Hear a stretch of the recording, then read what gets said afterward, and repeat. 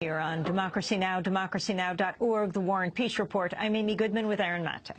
Well, 2 days after the historic People's Climate March, world leaders are gathering in New York today for a UN summit on climate change.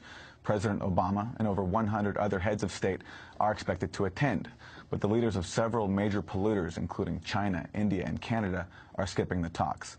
The summit is part of a lengthy and so far failed process heading into climate negotiations in Paris next year, when countries will seek a binding deal to limit the emissions that cause global warming. We're joined right now by three guests. Vandana Shiva is the executive director of the Vandana Trust in India, which promotes biodiversity conservation, organic farming, the rights of farmers, and the process of seed saving. Author of many books, including Making Peace with the Earth and Soil, Not Oil, Environmental Justice in an Age of Climate Crisis.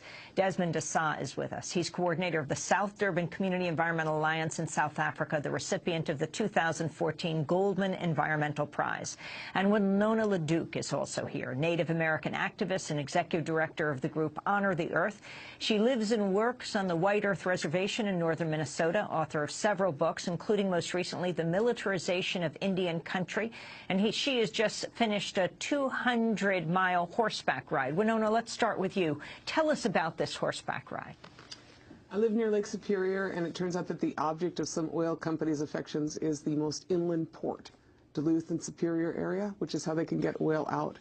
We rode along what's known as the Sandpiper, which is a fracked oil pipeline out of North Dakota. They are trying to put in through the heartland of Anishinaabe territory, through our best wild rice lakes, and through the land of lakes in the north. And so we took to our horses, and we rode for about 200 miles on that, and prayed, and just to draw attention to it, but also to put down our prayers and to say that this is not a good pipeline. A lot of people know about those other pipelines, like the Keystone XL, but there's a whole number of pipelines headed towards Superior right now. The proposal is about 4 million barrels a day of oil to be heading towards Superior, and we don't want to see that.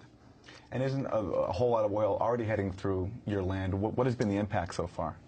We've had some spills. I mean, the corporation we're dealing with is the Enbridge Corporation. 800 spills in the past decade. Enbridge is based where? Enbridge is based out of Calgary, another Canadian corporation that believes it has rights to private property in the United States. In this case, our feeling is that what we believe is that we love water more than we love oil. And in Minnesota, I think that is the case, because we have 10,000 lakes and you can drink the water where we live. That's really worth fighting for. And how do the pipelines affect the land? Are they above ground? Are they underground? How does it work? A little bit of both. And, the problem is that I'm probably a little like you. I'm not opposed to infrastructure. Like, infrastructure is a good thing in a first world country. Pipelines are not my problem. The problem is dirty oil pipelines. Fracked oil, things that blow up with, 600 different chemicals on it, highly volatile pipelines, or tar sands pipelines. Those things. And they are both above ground and below ground.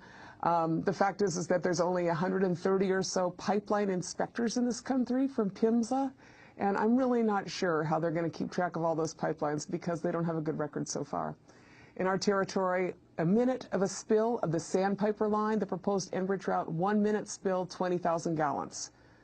That will not get out of our ecosystem. This is an entirely biodiverse, largely aquatic ecosystem in northern Minnesota, and once you get oil in that, you are not cleaning it up. Desmond, the UN Climate Summit is happening here today at the United Nations. Among those speaking will be President Obama.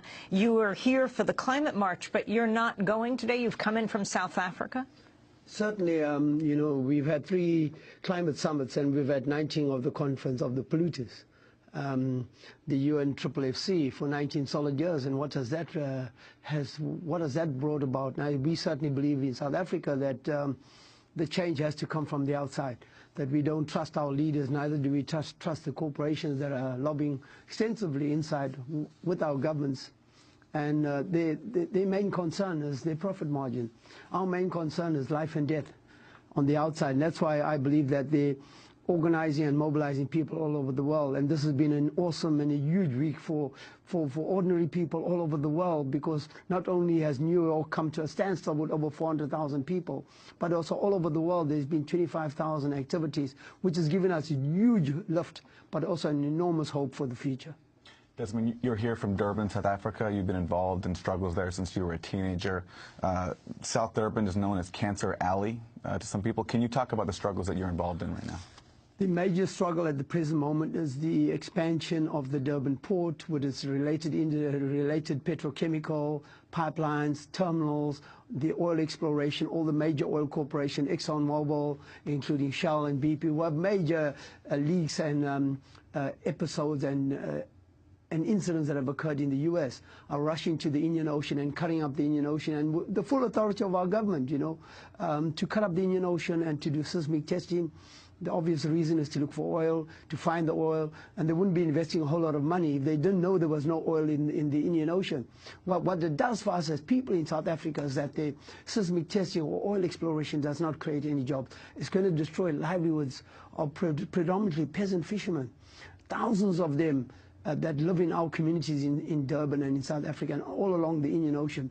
They will lose their livelihoods, as it is South Africa suffering from 50% of unemployment, particularly on black youth in the country.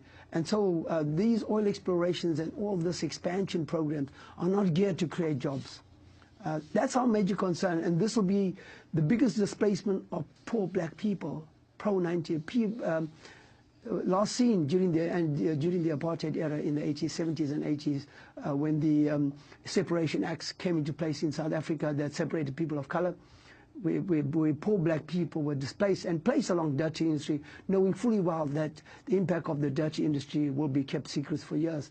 It's only through sheer efforts by people, ordinary people and communities, that we got to know about the chemicals and the impact it has on our health.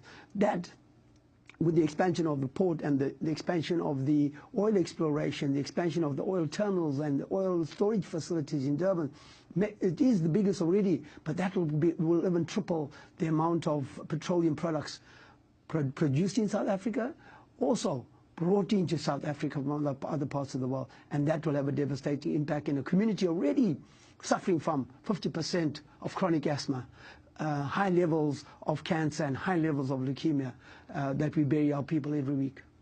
Talk about the effects, Vandana Shiva, of climate change in your country, India.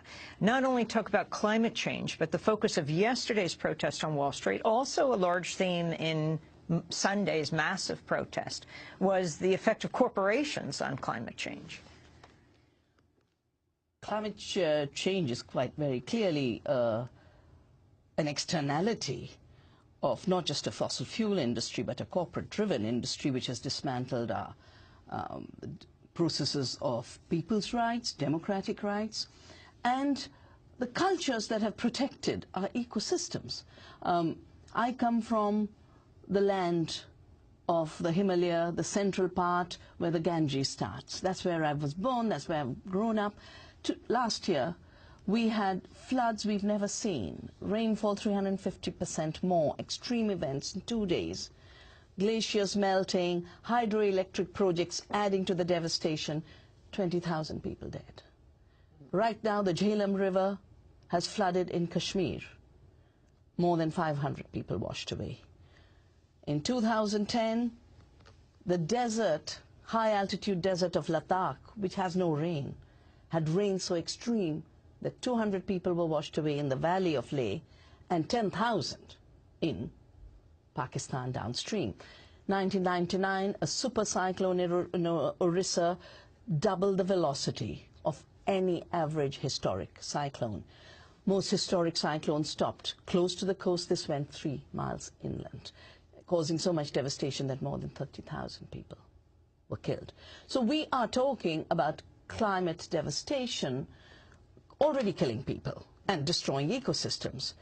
My book, Soil Not Oil, shows that 40% of the greenhouse gases are coming from a corporate-driven agriculture, substituting the ecological processes of regenerating the soil with chemical fertilizers, small farms and peasant farming and peasant fishing with fossil fuel-driven systems using 300, 400 energy slaves behind every human being, and then factory farming, the waste of food, and the whole emissions of methane.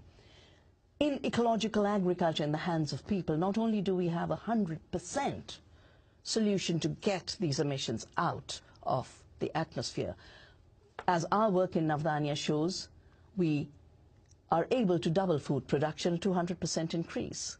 we're able to generate employment because small farms produce 70% of the food eaten by people.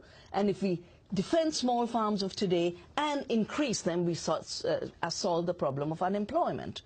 Every major problem of our time, including health.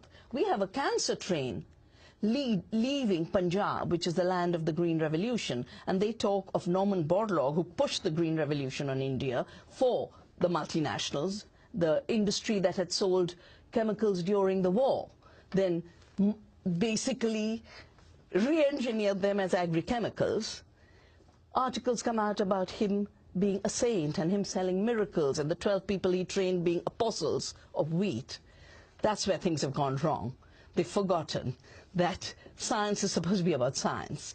And today that cancer train from Punjab is a result of the chemicals that came from the war into agriculture and into our food systems and our bodies. There is a continuum between wars we see as wars, like what's happening in Syria right now, but also the wars against the planet and the wars against people. Corporations are behind all of this. And I see, as Wall Street makes the world's economies collapse, the only economy left is war. There was an interesting sign at Flood Wall Street yesterday, Winona. It said, "Tear down that Wall Street," referring, of course, to Reagan's famous line about the Berlin Wall. But you are going to be at the UN Climate Summit today, Winona. Where will you be? Why are you going? I'm going to be with the indigenous people. It's a really historic time for us. I mean, the fact is that, you know, I was at the first UN conference on indigenous people in 1977, and yesterday the Tadadaho was at the General Assembly, and then today there will be indigenous people addressing. And I think that just those moments that indigenous people as part of our work, you know, being there is important. I'm going to be at the climate summit that is on the side, you know, with indigenous people. But it is an important time for indigenous people. We have no recourse in the United States or in Canada and many of these countries under our law. That's why we've been fighting for some international recognition of our rights as peoples, as indigenous peoples. But, you know, these issues are very systemic. They affect all kinds of people, the issues of climate change and, you know, climate disaster. That is across the board. We're going to continue this discussion right after the show, and we're going to post it online at democracynow.org. Winona LaDuke, I want to thank you for being with us. Native American leader, writer. Desmond, thank you so much for joining us. South African environmentalist based in Durban, winner of the 2014 Goldman Prize, and Vandana Shiva, Indian environmental leader, feminist, and author. That does it for the broadcast. I'm Amy Goodman with Aaron Mate. Our website is democracynow.org. Special thanks to Mike Burker, Nepal Saramate, Nermin Sheikh, Dina Guzder, Steve Martinez, Sam Alcoff. Thanks for joining us.